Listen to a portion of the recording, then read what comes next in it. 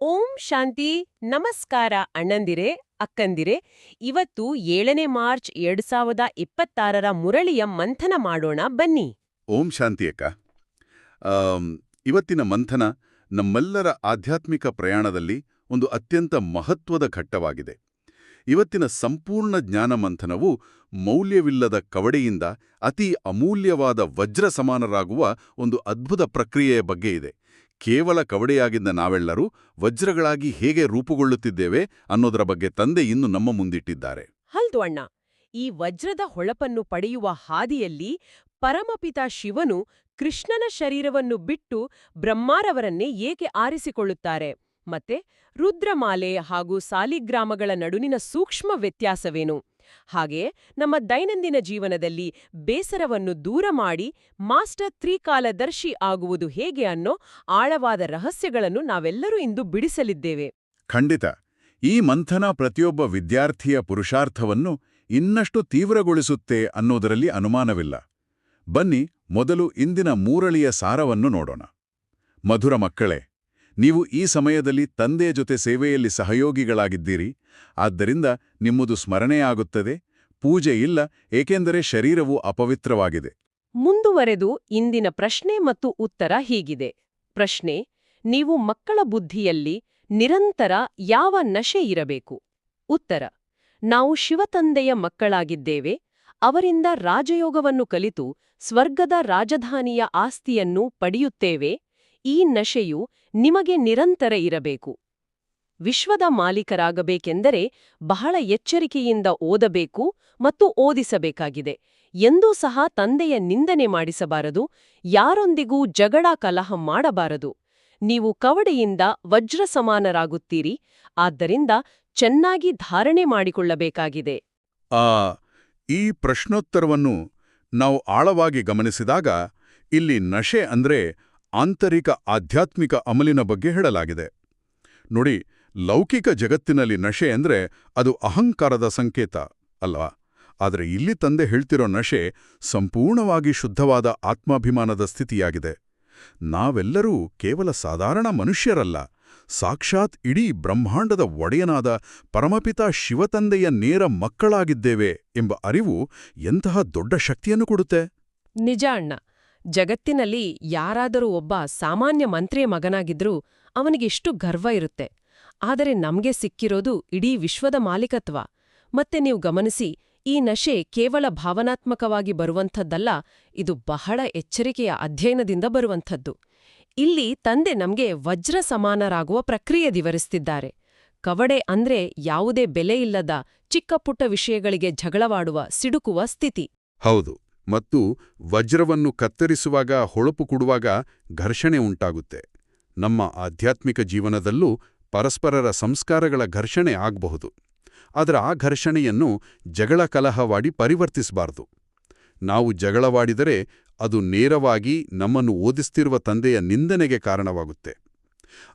ಈ ವಜ್ರದ ಹೊಳಪನ್ನು ಪಡೆಯುವ ಪ್ರಕ್ರಿಯೆಯಲ್ಲಿಯೇ ಶಿವತಂದೆಯು ಯಾವ ಮಾಧ್ಯಮವನ್ನು ಬಳಸ್ತಾರೆ ಎಂಬುದು ಬಹಳ ರೋಚಕವಾದ ವಿಷಯವಾಗಿದೆ ಅಕ್ಕ. ಭಕ್ತಿ ಮಾರ್ಗದಲ್ಲಿ ಅನೇಕರು ಕೃಷ್ಣನೇ ಭಗವಂತ ಅಂತ ಭಾವಿಸ್ತಾರೆ. ಆದರೆ ಶಿವತಂದೆ ಕೃಷ್ಣನ ಶರೀರ ಬಿಟ್ಟು ಬ್ರಹ್ಮರವರ ಶರೀರದಲ್ಲಿಯೇ ಏಕೆ ಪ್ರವೇಶ ಮಾಡ್ತಾರೆ? ಇದೊಂದು ಅದ್ಭುತವಾದ ತಾರ್ಕಿಕ ಪ್ರಶ್ನೆ ಅಣ್ಣ. ಜ್ಞಾನದ ದೃಷ್ಟಿಯಿಂದ ನೋಡಿದಾಗ ಶಿವತಂದೆಯು ಶರೀರರಹಿತರಾಗಿದ್ದಾರೆ. ಅಂದ್ರೆ ಅವರಿಗೆ ತಮ್ಮದೇ ಆದ ಜನ್ಮಮರಣದ ಚಕ್ರವಿಲ್ಲ. ಪತಿತ ಪ್ರಪಂಚವನ್ನು ಪಾವನ ಮಾಡುವಾಗ ಅವರಿಗೆ ಒಂದು ಅನುಭವಿ, ಪತಿತವಾದ ಸಾಮಾನ್ಯ ಶರೀರದ ಅವಶ್ಯಕತೆ ಇರುತ್ತೆ. ಕೃಷ್ಣನು ಸತ್ಯಯುಗದ ಮೊಟ್ಟಮೊದಲ ಸಂಪೂರ್ಣ ಪವಿತ್ರ ರಾಜಕುಮಾರ. ಒಂದು ವೇಳೆ ಶಿವತಂದೆ ಕೃಷ್ಣನ ಪ್ರಕಾಶಮಾನವಾದ ಶರೀರದಲ್ಲಿ ಬಂದರೆ ಆ ಸೌಂದರ್ಯವನ್ನು ನೋಡಿ ಮನುಷ್ಯರು ಆಕರ್ಷಿತರಾಗ್ತಾರೆ ಹೊರತು ಜ್ಞಾನವನ್ನು ಕೇಳೋದಿಲ್ಲ. ಇಂತಹ ಸೂಕ್ಷ್ಮವಾದ ವಿಶ್ಲೇಷಣೆ ಅಕ್ಕ. ಒರಟಾದ ಕಲ್ಲನ್ನು ಕೆತ್ತಲು ಒಂದು ಒರಟಾದ ಮತ್ತು ಗಟ್ಟಿಯಾದ ಉಳಿಯೇಬೇಕು ಅಲ್ವಾ? ಅದೇ ರೀತಿ ಪತಿತರನ್ನು ಪಾವನ ಮಾಡಲು ಅಂತಿಮ ಜನ್ಮದಲ್ಲಿರುವ ಸಾಮಾನ್ಯವಾದ ಮತ್ತು ಇಡೀ ಸೃಷ್ಟಿಚಕ್ರದ ಅನುಭವ ಇರುವ ಪ್ರಜಾಪಿತ ಬ್ರಹ್ಮರವರ ಶರೀರವೇ ಸೂಕ್ತವಾದ ಮಾಧ್ಯಮ. ಈ ಮಾಧ್ಯಮದ ಮೂಲಕವೇ ನಾವು ಅಪವಿತ್ರತೆಯಿಂದ ಪವಿತ್ರತೆಯ ಕಡೆಗೆ ಹೆಜ್ಜೆ ಹಾಕ್ತೀವಿ. ಇದೇ ಪವಿತ್ರತೆಯ ಆಧಾರದ ಮೇಲೆ ರುದ್ರಮಾಲೆ ಅಂದ್ರೆ ವಿಜಯಮಾಲೆ ಮತ್ತು ಸಾಲಿಗ್ರಾಮಗಳ ನಡುವಿನ ಸೂಕ್ಷ್ಮ ವ್ಯತ್ಯಾಸವನ್ನು ನಾವು ಅರ್ಥ ಮಾಡ್ಕೋಬೋದು. ಖಂಡಿತ. ಭಕ್ತರು ರುದ್ರಮಾಲೆಯನ್ನು ಕೈಯಲ್ಲಿ ಹಿಡಿದು ಜಪಿಸ್ತಾರೆ. ಅಂದ್ರೆ ಸ್ಮರಣೆ ಮಾಡ್ತಾರೆ. ಸ್ಮರಣೆ ಯಾಕೆ ಮಾಡ್ತಾರೆ ಅಂದ್ರೆ, ಆ ಮಾಲೆಯ ಮಣಿಗಳಾಗಿರುವ ಆತ್ಮರು ತಮ್ಮ ಅಂತಿಮ ಶರೀರದಲ್ಲಿದ್ದಾಗ ಅದ್ಭುತವಾದ ಈಶ್ವರಿಯ ಸೇವೆಯನ್ನು ಮಾಡಿರ್ತಾರೆ. ಅವರು ಪತಿತ ಶರೀರದಲ್ಲಿದ್ದುಕೊಂಡು ತಂದೆಗೆ ಸಹಯೋಗಿಗಳಾಗಿದ್ರಿಂದ ಅವರ ಕಾರ್ಯಗಳ ಸ್ಮರಣೆಯಾಗತ್ತೆ. ಆದ್ರೆ ಆ ಶರೀರಕ್ಕೆ ಪೂಜೆ ನಡೆಯೋದಿಲ್ಲ. ಹೌದು, ಪೂಜೆ ಕೇವಲ ಸಂಪೂರ್ಣ ಪವಿತ್ರತೆಗೆ ಮಾತ್ರ. ಆತ್ಮವು ತನ್ನೆಲ್ಲ ವಿಕಾರಗಳನ್ನು ಯೋಗಾಗ್ನಿಯಲ್ಲಿ ಸುಟ್ಟು ಸಂಪೂರ್ಣವಾಗಿ ಶುದ್ಧವಾಗಿ ಸಾಲಿಗ್ರಾಮದ ರೂಪವನ್ನು ಅಂದ್ರೆ ಬಿಂದು ಸ್ವರೂಪವನ್ನು ತಲುಪಿದಾಗ ಮಾತ್ರ ಶಿವನ ಜೊತೆಗೆ ಶಾಲಿಗ್ರಾಮಗಳ ಪೂಜೆಯಾಗುತ್ತೆ. ಶರೀರವು ಪಂಚತತ್ವಗಳಿಂದ ಮಾಡಲ್ಪಟ್ಟಿರೋದ್ರಿಂದ ಅದು ಎಂದಿಗೂ ಪೂಜೆಗೆ ಅರ್ಹವಾಗೋದಿಲ್ಲ. ಇದು ನಮ್ಮ ಪವಿತ್ರತೆಯ ಪುರುಷಾರ್ಥಕ್ಕೆ ಅದೆಷ್ಟು ದೊಡ್ಡ ಪ್ರೇರಣೆ ನೀಡುತ್ತೆ ಅಲ್ವಾ?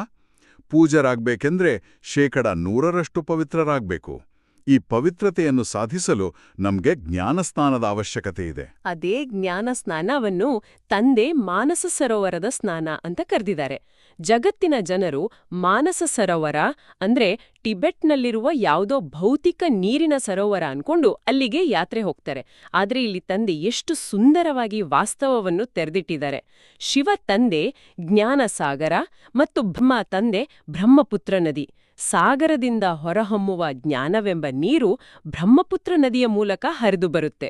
ಹೌದು, ಮತ್ತು ಬ್ರಹ್ಮಾರವರನ್ನ ತಾಯಿ ಎಂದು ಕರೆಯಲು ಕಾರಣ ಏನಂದ್ರೆ, ತಾಯಿಯ ಗರ್ಭದಿಂದಲೇ ಮಗುವಿಗೆ ಹೊಸ ಜನ್ಮ ಸಿಗುವಂತೆ ಬ್ರಹ್ಮಾರವರ ಮುಖಕಮಲದಿಂದ ನಾವೆಲ್ಲರೂ ಬ್ರಹ್ಮಣ ಜನ್ಮ ಪಡೆದಿದ್ದೇವೆ. ಇನ್ನು ಆ ಜ್ಞಾನವನ್ನು ಯಾರು ತಮ್ಮ ಬುದ್ಧಿಯಲ್ಲಿ ಸಂಪೂರ್ಣವಾಗಿ ತುಂಬಿಕೊಂಡಿದ್ದಾರೋ ಅವರಿಗೆ ಮಾನಸ ಸರೋವರ ಅಂತ ಕರೆಯಲಾಗುತ್ತೆ. ಯಾವಾಗ ನಾವು ಈ ಜ್ಞಾನ ಸರೋವರದಲ್ಲಿ ಆಳವಾಗಿ ಮುಳುಗುತ್ತೇವೆಯೋ ಆಗ ನಮ್ಮ ಹಳೆಯ ದೇಹಾಭಿಮಾನ, ಅಹಂಕಾರ ಎಲ್ಲವೂ ತೊಳೆಯಲ್ಪಡುತ್ತೆ ಮತ್ತು ನಾವು ಶುದ್ಧ ದೇವತೆಗಳಾಗಿ ಹೊರಹೊಮ್ಮುತ್ತೇವೆ. ಸತ್ಯ ಹೇಳಿದಿರಿ ಅಣ್ಣ. ಜ್ಞಾನದಲ್ಲಿ ಲೀನವಾಗುವುದೇ ನಿಜವಾದ ಸ್ನಾನ. ಈ ಪಾವನ ಮಾಡುವ ಕಾರ್ಯವನ್ನ ಕೇವಲ ಪರಮಪಿತ ಮಾತ್ರ ಮಾಡಬಲ್ಲರು ಅನ್ನೋದನ್ನ ನಾವು ಮರಿಬಾರ್ದು. ಯಾವಾಗ ಈ ಮನುಷ್ಯ ಸೃಷ್ಟಿ ಎಂಬ ವೃಕ್ಷವು ಸಂಪೂರ್ಣವಾಗಿ ಕೊಳೆತು ತನ್ನ ಜಡಜಡೀಭೂತ ಸ್ಥಿತಿಯನ್ನು ತಲುಪುತ್ತೆಯೋ, ಅಂದ್ರೆ ಯಾವುದೇ ಶಾಖಗಳಲ್ಲಿ ಜೀವಂತಿಕೆ ಇರೋದಿಲ್ಲವೋ, ಆಗ ಬೀಜರೂಪನಾದ ಒಬ್ಬನೇ ತಂದೆ ಬಂದು ಇಡೀ ವೃಕ್ಷಕ್ಕೆ ನವ ಚೈತನ್ಯ ನೀಡ್ತಾನೆ. ಈ ವೃಕ್ಷದ ಉದಾಹರಣೆ ನಮ್ಮ ಕಣ್ಣಿಗೆ ಕಟ್ಟುವಂತಿದೆ. ಆದ್ರೆ ಕೇವಲ ಈ ಸೃಷ್ಟಿ ಚಕ್ರವನ್ನು ಅಂದ್ರೆ ಆದಿ, ಮಧ್ಯ ಮತ್ತು ಅಂತ್ಯವನ್ನು ಅರಿತರೆ ಸಾಲದು ಅಂತ ತಂದೆ ಹೇಳ್ತಾರೆ. ನಾವು ಮೂಲವತನದ ಅರಿವನ್ನು ಹೊಂದಿರಬೇಕು. ಈ ಮೂಲವತನದ ಅರಿವು ನಮ್ಮನ್ನು ಚಕ್ರವರ್ತಿ ರಾಜರನ್ನಾಗಿ ಹೇಗೆ ಮಾಡುತ್ತೆ ಅಣ್ಣ? ನೋಡಿ ಅಕ್ಕ, ಕೇವಲ ಸೃಷ್ಟಿ ಚಕ್ರವನ್ನು ಮಾತ್ರ ನೆನಪು ಮಾಡ್ತಿದ್ರೆ ನಮ್ಮ ಬುದ್ಧಿ ಈ ಪ್ರಪಂಚದ ವ್ಯಾಪ್ತಿಯಲ್ಲಿಯೇ ಅಂದ್ರೆ ಈ ನಾಟಕದ ವೇದಿಕೆಯ ಮೇಲೆಯೇ ಸುತ್ತುತ್ತಿರುತ್ತೆ. ಆಗ ನಾವು ನಾಟಕದ ಪಾತ್ರಗಳ ಆಕರ್ಷಣೆಗೆ ಒಳಗಾಗುವ ಅಪಾಯವಿರುತ್ತೆ. ಆದರೆ ಮೂಲವತನ ಅಂದ್ರೆ ಪರಮಧಾಮ, ಆತ್ಮಗಳ ಮೂಲನೆಲೆ, ಯಾವಾಗ ನಾವು ಧ್ಯಾನದಲ್ಲಿ ಆ ಮೂಲವತನವನ್ನು ನೋಡುತ್ತೇವೆಯೋ ಆಗ ನಾವು ಈ ಇಡೀ ವೇದಿಕೆಯಿಂದ ಸಂಪೂರ್ಣವಾಗಿ ಡಿಟ್ಯಾಚ್ ಆಗ್ತೀವಿ. ನಾವು ಕೇವಲ ಅತಿಥಿಗಳಾಗಿ ಪಾತ್ರ ಮಾಡಲು ಇಲ್ಲಿಗೆ ಬಂದಿದ್ದೇವೆ ಎಂಬ ಸ್ಪಷ್ಟತೆ ಸಿಗುತ್ತೆ. ಆ ನಿರ್ಲಿಪ್ತ ಸ್ಥಿತಿಯೇ ನಮ್ಮನ್ನು ಮಾಯೆಯ ದಬ್ಬಾಳಿಕೆಯಿಂದ ಮುಕ್ತಗೊಳಿಸಿ ಭವಿಷ್ಯದಲ್ಲಿ ಚಕ್ರವರ್ತಿ ರಾಜರನ್ನಾಗಿ ಮಾಡೋದು. ಅತ್ಯಂತ ಸ್ಪಷ್ಟವಾದ ವಿವರಣೆ. ನಾವು ರಾಜರಾಗಬೇಕೆಂದರೆ ನಮಗೀ ಪ್ರಜೆಗಳೂ ಬೇಕು ತಾನೇ. ಅದಕ್ಕಾಗಿಯೇ ನಾವು ಸೇವಾ ಕೇಂದ್ರಗಳನ್ನು ಉದ್ಯಾನವನದಂತೆ ಬೆಳೆಸಿ ಪ್ರಜೆಗಳನ್ನು ತಯಾರು ಮಾಡಬೇಕು. ಈ ಪ್ರಕ್ರಿಯೆಯೇ ಕವಡೆಯಿಂದ ವಜ್ರ ಸಮಾನರಾಗುವ ರಾಜಯೋಗದ ವಿದ್ಯೆ. ಒಂದು ಸೇವಾ ಕೇಂದ್ರ ಉದ್ಯಾನವನ ಆಗೋದು ಅಂದ್ರೆ ಅಲ್ಲಿ ಕೇವಲ ಮುಳ್ಳುಗಳಿರಬಾರ್ದು. ಅಲ್ಲಿ ಬರುವ ಪ್ರತಿಯೊಂದು ಆತ್ಮವೂ ದೈವೀ ಗುಣಗಳ ಸುವಾಸನ ಬೀರುವ ಹೂವುಗಳಾಗಬೇಕು. ಹೌದು, ಮತ್ತು ಈ ಶ್ರೇಷ್ಠ ಸೇವೆಯನ್ನು ಮಾಡುವಾಗ ನಮ್ಮ ನಡವಳಿಕೆ ಹೇಗೆ ಇರಬೇಕು ಎಂಬುದರ ಬಗ್ಗೆ ಒಂದು ಗಂಭೀರ ಎಚ್ಚರಿಕೆಯನ್ನು ನೀಡಲಾಗಿದೆ. ಗುರುವಿನ ನಿಂದನೆ ಮಾಡುವವರಿಗೆ ನೆಲೆಯಿಲ್ಲ ಅಂತ. ಭಕ್ತಿ ಮಾರ್ಗದಲ್ಲಿ ಅನೇಕ ಮನುಷ್ಯ ಗುರುಗಳಿರ್ತಾರೆ. ಆದರೆ ನಮಗೆ ಸ್ವಯಂ ಭಗವಂತನೇ ತಂದೆ, ಶಿಕ್ಷಕ ಮತ್ತು ಗುರುವಾಗಿದ್ದಾನೆ. ತಂದೆಯಾಗಿ ಆಸ್ತಿಯನ್ನು ಕೊಡ್ತಾನೆ, ಶಿಕ್ಷಕನಾಗಿ ವಿದ್ಯೆಯನ್ನು ಓದಿಸ್ತಾನೆ ಮತ್ತು ಸದ್ಗುರುವಾಗಿ ನಮ್ಮನ್ನು ಮರಳಿ ಮನೆಗೆ ಕರೆದುಕೊಂಡು ಹೋಗ್ತಾನೆ. ಇಲ್ಲಿ ನಿಂದನೆ ಅಂದ್ರೆ ಕೇವಲ ಕೆಟ್ಟ ಪದಗಳಿಂದ ಬೈಯುವುದಲ್ಲ ಅಣ್ಣ. ಇದು ಬಹಳ ಸೂಕ್ಷ್ಮವಾದ ವಿಷಯ. ನಾವು ಭಗವಂತನ ವಿದ್ಯಾರ್ಥಿಗಳಾಗಿದ್ದುಕೊಂಡು ಸಣ್ಣ ಸಣ್ಣ ವಿಷಯಗಳಿಗೆ ಬೇಸರ ಮಾಡಿಕೊಂಡರೆ, ಮುಖವನ್ನು ದುಃಖಿಯಾಗಿ ಇಟ್ಟುಕೊಂಡರೆ ಅದು ಕೂಡ ನಿಂದನೆಯೇ. ಜಗತ್ತಿನವರು ನಮ್ಮನ್ನು ನೋಡಿ ಇದೇನಾ ಇವರು ದೇವರ ಬಳಿ ಕಲಿಯುತ್ತಿರುವುದು ಅಂತ ಅಂದುಕೊಳ್ಳಬಾರದು. ನಾವು ಯಾರೊಂದಿಗಾದರೂ ಸಿಡುಕಿದರೆ ಅದು ನೇರವಾಗಿ ನಮ್ಮ ಗುರುವಿಗೆ ತರುವ ಅಪಕೀರ್ತಿಯಾಗುತ್ತೆ. 100% ಸತ್ಯ ಅಕ್ಕ. ಈ ಎಲ್ಲ ಆಳವಾದ ವಿಷಯಗಳು ನಮ್ಮ ದಿನಚರಿಯನ್ನು ಸಂಪೂರ್ಣವಾಗಿ ಬದಲಾಯಿಸುವ ಶಕ್ತಿ ಹೊಂದಿವೆ. ಬನ್ನಿ ಈಗ ಧಾರಣೆಗಾಗಿ ಮುಖ್ಯಸಾರವನ್ನು ನೋಡೋಣ. 1. ಎಲ್ಲರೊಂದಿಗೆ ಮಧುರವಾಗಿ ಮಾತನಾಡಬೇಕಾಗಿದೆ. ತಂದೆಯ ನಿಂದನೆಯಾಗುವಂಥ ಯಾವುದೇ ಮಾತುಗಳನ್ನಾಡಬಾರದು. ದೇಹಾಭಿಮಾನದ ದಾನ ಮಾಡಿ ಆತ್ಮಾಭಿಮಾನಿ ಮತ್ತು ಪರಮಾತ್ಮಾಭಿಮಾನಿ ಆಗಬೇಕು. 2. ಯಾವ ಜ್ಞಾನ ಧನ ಸಿಗುತ್ತಿದೆಯೋ ಅದರ ದಾನ ಮಾಡಬೇಕಾಗಿದೆ.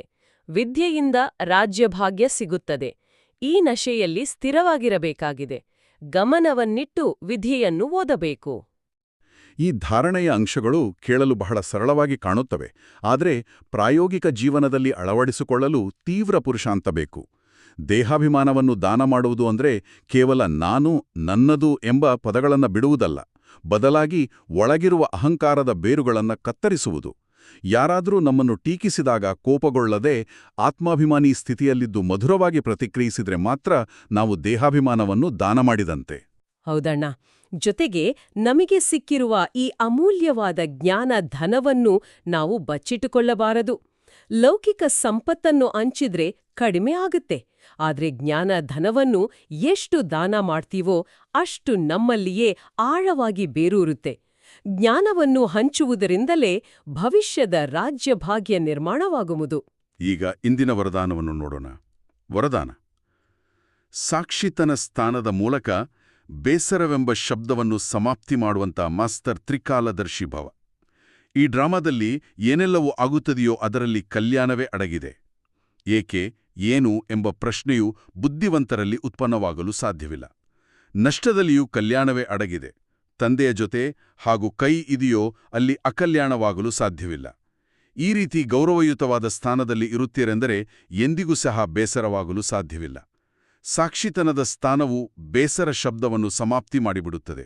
ಆದ್ದರಿಂದ ತ್ರಿಕಾಲದರ್ಶಿಯಾಗಿ ಪ್ರತಿಜ್ಞೆ ಮಾಡಿರಿ, ಬೇಸರವಾಗುವುದಿಲ್ಲ, ಅನ್ಯರನ್ನು ಬೇಸರಪಡಿಸುವುದಿಲ್ಲ. ಅಣ್ಣ, ನನಗೊಂದು ಪ್ರಶ್ನೆ ಕಾಡ್ತಿದೆ. ಪ್ರಾಯೋಗಿಕ ಜೀವನದಲ್ಲಿ ಕಷ್ಟಗಳು ಬಂದಾಗ, ನಷ್ಟವಾದಾಗ ಮನುಷ್ಯನಿಗೆ ಸಹಜವಾಗಿ ಬೇಸರ ಆಗುತ್ತೆ ಅಲ್ವಾ?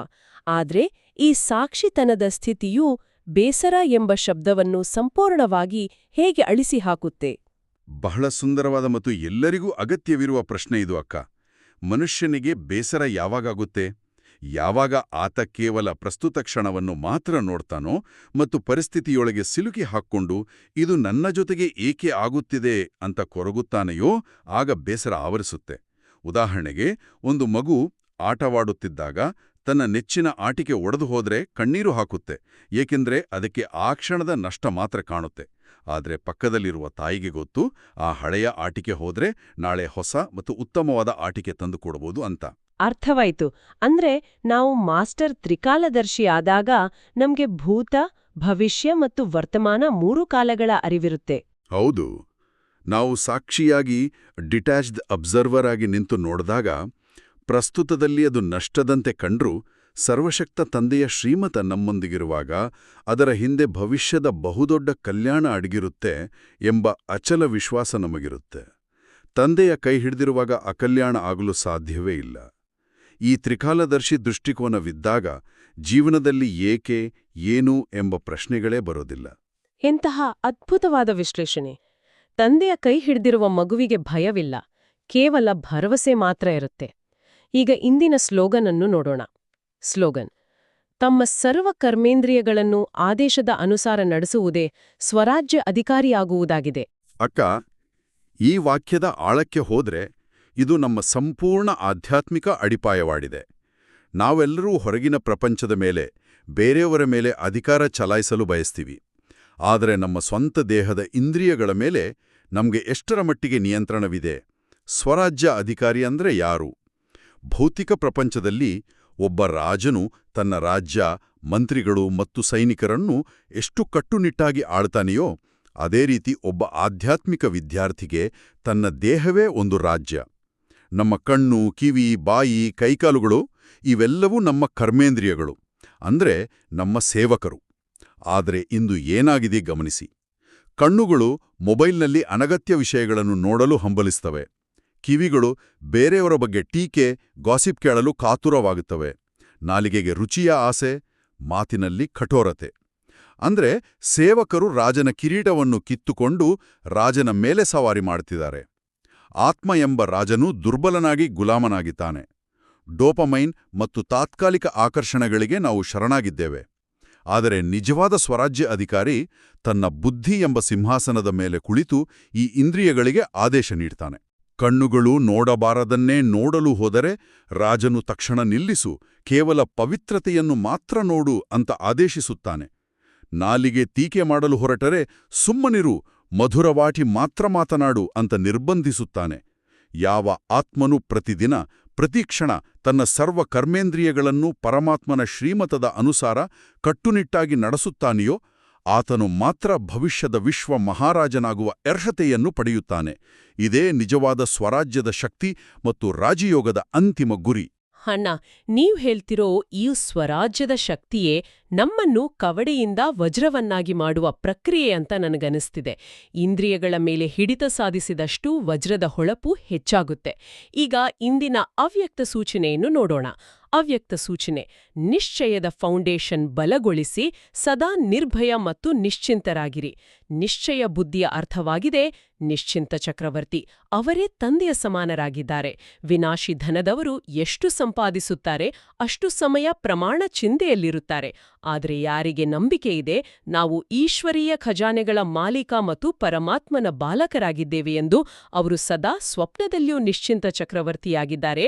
ಯಾಕೆಂದರೆ ಅವರಿಗೆ ವಿಶ್ವಾಸವಿದೆ, ಈ ಈಶ್ವರೀಯ ಖಜಾನೆ ಈ ಜನ್ಮದಲ್ಲಿ ಮಾತ್ರವಲ್ಲ, ಆದರೆ ಅನೇಕ ಜನ್ಮ ಜೊತೆಯಲ್ಲಿ ಇರುತ್ತದೆ. ಅದಕ್ಕೆ ಅವರು ನಿಶ್ಚಯ ಬುದ್ಧಿ, ನಿಶ್ಚಿಂತರಾಗಿರುತ್ತಾರೆ. ಈ ಸೂಚನೆಯಲ್ಲಿ ನಿಶ್ಚಿಂತ ಚಕ್ರವರ್ತಿಯಾಗುವ ರಹಸ್ಯ ಅಡಗಿದೆ ಅಕ್ಕ. ನೀವು ಜಗತ್ತಿನ ಅತಿ ದೊಡ್ಡ ಶ್ರೀಮಂತರನ್ನು ನೋಡಿ. ಅವರ ಬಳಿ ಕೋಟ್ಯಾಂತರ ರೂಪಾಯಿಗಳಿರಬಹುದು, ಆದರೆ ಅವರಿಗೆ ನೆಮ್ಮದಿಯ ನಿದ್ದೆ ಇರೋದಿಲ್ಲ. ಕಳ್ಳರ ಭಯ, ಷೇರು ಮಾರುಕಟ್ಟೆ ಕುಸಿಯುವ ಭಯ ಸದಾ ಕಾಡುತ್ತಿರುತ್ತೆ. ಏಕೆಂದರೆ ಅವರ ಧನ ವಿನಾಶಕಾರಿಯಾಗಿದೆ. ಆದರೆ ನಮಗೆ ಸಿಕ್ಕಿರುವ ಸಂಪತ್ತು ಎಂತಹದ್ದು? ನಮಗೆ ಸಿಕ್ಕಿರೋದು ಈಶ್ವರೀಯ ಜ್ಞಾನ, ಪವಿತ್ರತೆ ಮತ್ತು ಗುಣಗಳ ಅಕ್ಷಯ ಖಜಾನೆ. ಈ ಖಜಾನೆಯನ್ನು ಯಾರೂ ಕದಿಯಲು ಸಾಧ್ಯವಿಲ್ಲ. ಆದಾಯ ತೆರಿಗೆ ಇಲಾಖೆಯವರು ಮುಟ್ಟುಗೋಲು ಹಾಕಿಕೊಳ್ಳಲು ಸಾಧ್ಯವಿಲ್ಲ, ಅಲ್ವಾ? ಹೌದು. ಮತ್ತು ಎಲ್ಲಕ್ಕಿಂತ ಮುಖ್ಯವಾಗಿ ಭೌತಿಕ ಸಂಪತ್ತು ಕೇವಲ ಈ ಒಂದು ಜನ್ಮಕ್ಕೆ ಸೀಮಿತ. ದೇಹ ಬಿಟ್ಟಾಗ ಅದನ್ನೆಲ್ಲ ಇಲ್ಲೇ ಬಿಟ್ಟು ಹೋಗ್ಬೇಕು. ಆದರೆ ನಮ್ಮ ಈ ಆಧ್ಯಾತ್ಮಿಕ ಖಜಾನೆ ಜನ್ಮ ಜನ್ಮಾಂತರಗಳಿಗೂ ನಮ್ಮ ಜೊತೆಯೇ ಬರುತ್ತೆ. ನಾನು ಸಾಕ್ಷಾತ್ ಪರಮಾತ್ಮನ ಮಗು, ಈ ಅನಂತ ಖಜಾನೆಗಳ ಮಾಲೀಕ ಎಂಬ ಅಚಲವಾದ ನಿಶ್ಚಯವೇ ನಮ್ಮ ತಳಪಾಯ. ಈ ಫೌಂಡೇಶನ್ ಎಷ್ಟು ಗಟ್ಟಿಯಾಗಿರುತ್ತದೆಯೋ ನಾವು ಅಷ್ಟು ನಿರ್ಭಯರಾಗಿ ಸ್ವಪ್ನದಲ್ಲಿಯೂ ನಿಶ್ಚಿಂತ ಚಕ್ರವರ್ತಿಗಳಾಗಿ ಜೀವಿಸ್ತೀವಿ. ಅತ್ಯದ್ಭುತ ಅಣ್ಣ. ಈಗ ನಾವೆಲ್ಲರೂ ಇಂದಿನ ಮೂರಳಿಯ ಆಧಾರಿತವಾದ ಶ್ರೇಷ್ಠ ಸ್ವಮಾನಗಳ ಅಭ್ಯಾಸವನ್ನು ಮಾಡೋಣ. ಬನ್ನಿ, ಈಗ ಈ ಮೂರಳಿಯ ಆಧಾರದ ಮೇಲೆ ಕೆಲವು ಶ್ರೇಷ್ಠ ಸ್ವಮಾನಗಳ ಅಭ್ಯಾಸ ಮಾಡೋಣ. ನಾನು ಪರಮಪಿತ ಶಿವತಂದೆಯ ಪ್ರತ್ಯಕ್ಷ ಸಹಯೋಗಿಯಾಗಿ ನನ್ನ ತನುಮನ ಧನವನ್ನು ಈಶ್ವರೀಯ ಸೇವೆಯಲ್ಲಿ ಸಫಲ ಮಾಡುವ ಶ್ರೇಷ್ಠ ಆತ್ಮನಾಗಿದ್ದೇನೆ. ನಾನು ಜಗತ್ತಿನ ಕಲ್ಯಾಣಕ್ಕಾಗಿ ನಿರಂತರ ಸೇವೆ ಮಾಡಿ ಭಕ್ತರಿಂದ ಸದಾ ಸ್ಮರಣೆ ಮತ್ತು ಪೂಜೆ ಮಾಡಲ್ಪಡುವ ವಿಜಯಮಾಲೆಯ ಶ್ರೇಷ್ಠ ಮಣಿಯಾಗಿದ್ದೇನೆ.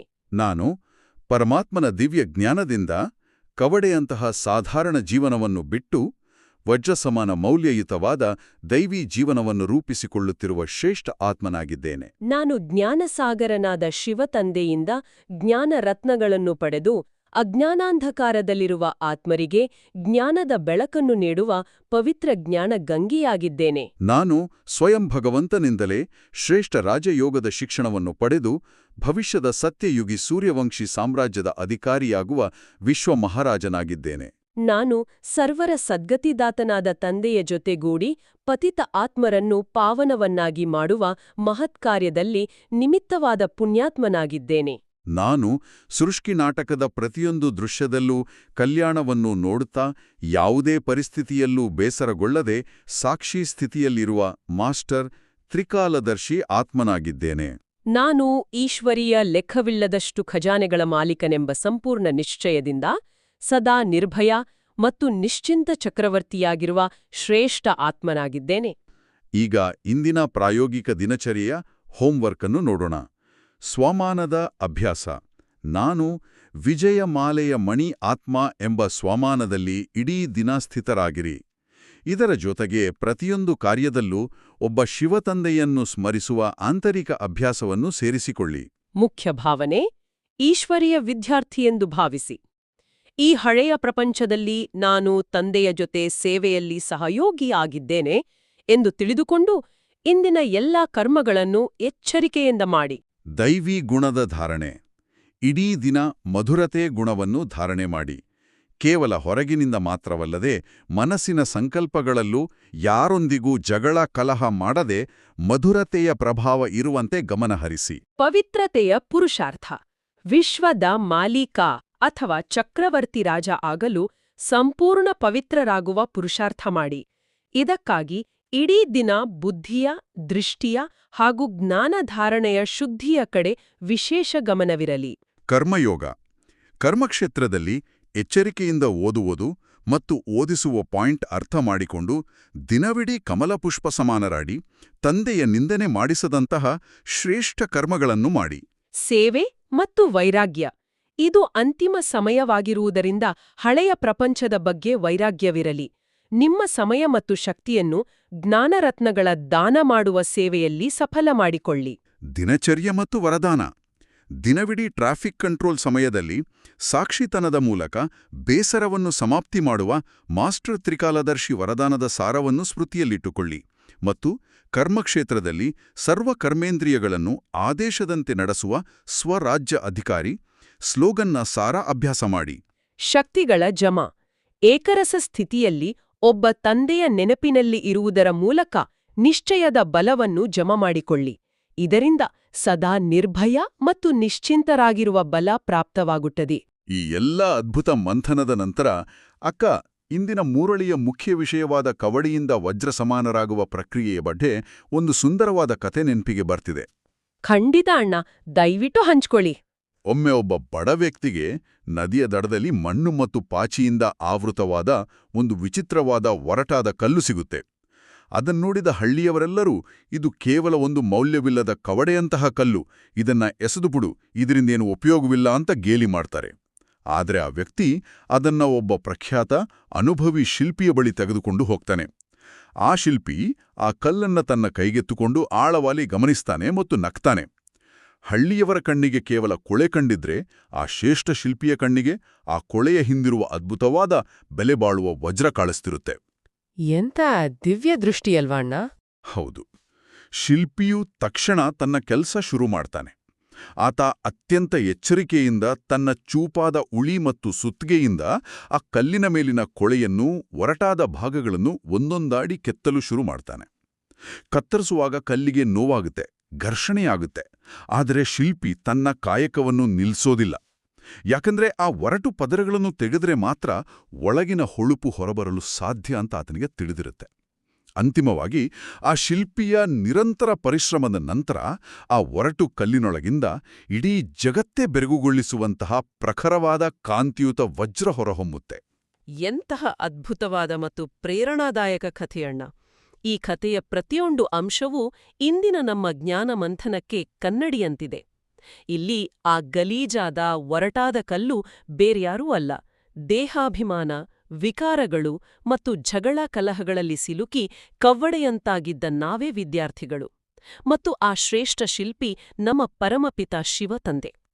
ತಂದೆಯು ಈ ಮೂರುಳಿಯ ಜ್ಞಾನ ಮತ್ತು ರಾಜಯೋಗದ ಉಳಿಯಿಂದ ನಮ್ಮೊಳಗಿನ ಅಹಂಕಾರವೆಂಬ ಒರಟುತನವನ್ನು ಕೆತ್ತಿ ತೆಗೆತಿದ್ದಾರೆ. ಹೌದು ಅಕ್ಕ, ಮತ್ತು ನೀವು ಗಮನಿಸಿ, ಕೆತ್ತುವಾಗ ಘರ್ಷಣೆ ಆಗುತ್ತೆ. ನಾವು ಪುರುಷಾರ್ಥ ಮಾಡುವಾಗ ಮಾಯೆಯ ವಿಘ್ನಗಳು ಬರ್ತವೆ. ನಮ್ಗೆ ನೋವಾದಂತೆ ಅನ್ನಿಸಬಹುದು. ಆದರೆ ಆ ನೋವಿಗೆ ಹೆದರಿ ನಾವು ತಂದೆಯ ಮೇಲೆ ಸಿಟ್ಟು ಮಾಡಿಕೊಂಡರೆ, ಜಗಳವಾಡಿದರೆ ಕಲ್ಲು ಒಡೆದು ಹೋಗುತ್ತೆ, ವಜ್ರವಾಗೋದಿಲ್ಲ. ನಾವೆಲ್ಲರೂ ಎಚ್ಚರಿಕೆಯಿಂದ ಓದಿ, ಇಂದ್ರಿಯಗಳ ಮೇಲೆ ಹಿಡಿತ ಸಾಧಿಸಿ, ಆ ಶಿಲ್ಪಿಗೆ ಸಂಪೂರ್ಣ ಸಹಕಾರ ನೀಡಿದರೆ ಖಂಡಿತವಾಗಿಯೂ ನಾವು ಸಹ ಕವಡೆಯಿಂದ ವಜ್ರ ಸಮಾನರಾಗ್ತೀವಿ. ಅಣ್ಣಂದಿರೆ, ಅಕ್ಕಾಂದಿರೆ, ಈ ಮುರಳಿಯನ್ನು ಇಡೀ ದಿನದಲ್ಲಿ ಅನೇಕ ಬಾರಿ ರಿವೈಸ್ ಮಾಡೋಣ. ಬಾಬಾರವರು ಕೊಟ್ಟಿರುವ ಶ್ರೇಷ್ಠ ಸೋಮಾನದಲ್ಲಿ ಸ್ಥಿತರಾಗೋಣ, ಬಾಬಾ ಕಲಿಸಿದ ಡ್ರಿಲ್ ಮಾಡೋಣ ಮತ್ತು ಯಾವಾಗಲೂ ಫೈನಲ್ ಪೇಪರ್ ಪಾಸ್ ಮಾಡಲು ಎವರ್ ರೆಡಿಯಾಗಿರೋಣ. ನಿಮ್ಮ ಜೀವನ ಅತ್ಯುತ್ತಮವಾಗಲಿ ಎಂದು ಸದಾ ಹಾರೈಸ್ತೇವೆ. ಒಳ್ಳೆಯದು. ಓಂ ಶಾಂತಿ.